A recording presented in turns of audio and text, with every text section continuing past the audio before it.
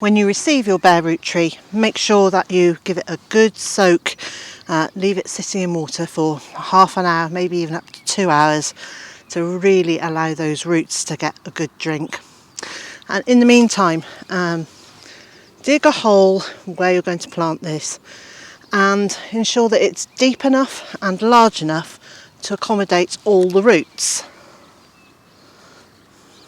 So what you want to make sure is that the grafting point where you can see the main trunk of the tree and the root meet, that needs to be above ground level. And the easiest way to make sure that you've got that graft above ground level is to use a stick over your hole. And I can clearly see that my graft point is above this stick. Now if you want to, you could add a little mycorrhizal fungi to the roots of the tree. There's no point in putting it in the hole, they do actually need to go onto the roots. In the past we might have enriched the hole with compost or with manure, but the thinking now is to only use the same soil that came out of the hole, and that way it will encourage the roots to go out and search for nutrients rather than staying in this very nice little space that you've provided it. Work the soil carefully around the roots so that there are no air gaps. Keep using your stick to make sure that you're not overfilling. If, like me, you're planting in grass,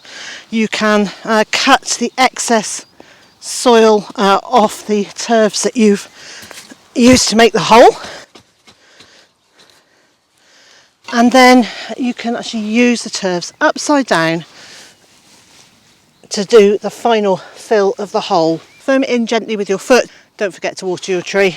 And you can use a stake if you want to. Put the stake at about a 45-degree angle facing into the wind and keep it really low. Younger trees don't really need staking unless you're in an exceptionally windy site, and then do keep that stake low to allow the tree plenty of room to wiggle and actually give itself some strength.